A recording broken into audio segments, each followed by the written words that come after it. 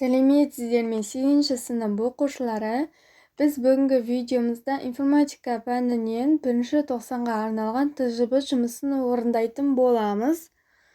Бірінші тапсырма: кез келген процессордың негізгі мінездемесі тактілік жиілік және разрядтылығымен анықталатыны белгілі дейді. Процессордың тактілік жиілігі нені анықтайды? Процессордың разрядтылығы нені анықтайды дейді. Бұл жерде жауабы жазылған. Үшіншісі, бірінші тапсырманың орталық процессордың құрамына төмендегілер кіреді: басқару құрылғысы, арифметикалық логикалық құрылғы және регистрлер. Келесі екінші тапсырма: оқушы компьютерлік ойын орталығын ашуды жоспарлады. Ол орталық серверге және компьютерлерге екі түрлі процессор орнатып, жұмыс өнімділігін салыстырып көргісі келді. Ойын компьютеріне және серверге арналған процессорларды дұрыс таңдауға көмектесіңіз, себебін түсіндіріңіз дейді. Бірінші процессорын таңдау себебі: ол сервер үшін таңдауға болады, өйткені ол арзан және көп жұмыс өнімділігін талап етпейді. Келесі екінші процессор таңдау себебі: ойын компьютеріне орнатуға болады, өнімділігі жоғары, тактілік жиілігі 3 Гц жоғары және ядро саны көп, жылу таратуы жақсы. Үшінші тапсырма: процессор өнімділігін арттырудың 3 әдісін сипаттаңыз. Бірінші әдіс: бұрынғы процессордан өнімділігі 30% кем емес қуатты процессорға ауыстыру. Екінші әдіс: тактілік жиілік есебінен процессор жылдамдығын арттыру. Үшінші әдіс: бұл көбейткіш есебінен процессор жылдамдығын арттыру. Келесі төртінші тапсырма: оқушы мұғалімге электронды пошта арқылы көлемі 15 килобайт болатын файлды жіберді.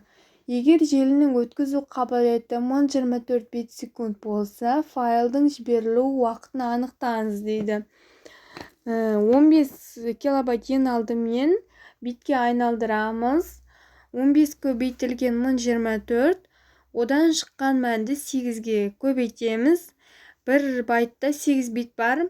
Бәрін көбейтсек 122.880 бит шығады. Енді уақыт табу үшін осыны 1024-ке бөлеміз. 1024 пен 1024 қысқарып кетеді. 15 көбейтілген 8 қалады. 15-ті 8-ге көбейтсек 120 секунд шығады. Сонда файлдың жіберілу уақыты 120 секунд. Келесі информацияны 28800 бит секунд жылдамдықпен жібере алатын модем 1 секундта жібере алады дейді. Бұл д жауабы, яғни 2 бет мәтін 3600 байт. Келесі 5-ші тапсырма: төмендегі сурет бойынша адам ағзасына зиян келтіретін электронды құрылғының әсерін және одан қорғану жолын көрсетіңіз дейді. Бұл жерде компьютердің адам ағзасына кері әсері: құрылғыдан шығарылатын сәуле, ол денсаулыққа зиян, адамның көру қабілетінің бұзылуы мүмкін, ұйқысыздық және бас ауруы пайда болады. Компьютер алдында ұзақ отыру әсерінен остеохондроз, сколиоз аурулары пайда болуы мүмкін. Бұдан қорғану жолы: компьютерден 60-70 см алшақтықта отыру қажет. Компьютер алдында көп уақыт отырмау керек. Көз және омыртқа жаттығуларын жасап тұру керек. Келесі тапсырма: оқушы компьютерде жұмыс жасай отыр.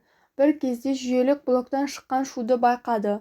Бұл жағдайда шешу әрекеттерін көрсетіңіз дейді. Жүйелік блокты ток көзінен ажырату керек. Жүйелік блоктың ішіндегі құрылғылардың шаңын уақытылы тазартылып тұру керек. Барлық блоктарды және бұрандаларды тығыз бекіту қажет. 6-шы тапсырма: төменде берілген жағдаятты қарастырыңыз дейді. Сіз робот емес екеніңізді дәлелдеуді сұраймыз. 6565 нөміріне 5236 мәтіні бар SMS жолдаңыз. Әйтпесе жүйе хабарландыруыңызды 24 сағат ішінде жояды дейді. Желідегі қауіпті әрекет түрін анықтаңыз және одан қорғану әдістерін көрсетіңіз. Бұл желідегі алаяқтық, одан қорғану жолдары браузерде, операциялық жүйеде және мобильді құрылғыларда пайда болатын түрлі хабарламаларға абай болу қажет. Жеке жұмыс нөмірлерін бөлу қажет. Жеке нөмірді тек жақындармен, туыстармен байланысу үшін пайдаланған дұрыс. Интернет жүйесі арқылы келген сілтеме бойынша өткен кезде доменнің дұрыстығына назар аудару керек. Және тағы да басқа, бұдан қорғану жолдары өте көп. Келесі тапсырма: оқушыға желіде енді танысқан досы тез арада телефон номерін, адресін, ата-анасының жұмыс орнын жазуды сұрады. Оқушы бұл жағдайдағы дұрыс шешімді белгілеңіз дейді. Бұл жағдайда дұрыс шешім екеу, ол ата-анасымен ақылдасады және досымен араласуды тоқтатады. Осымен біздің тәжірибе тапсырмаларымыз аяқталды.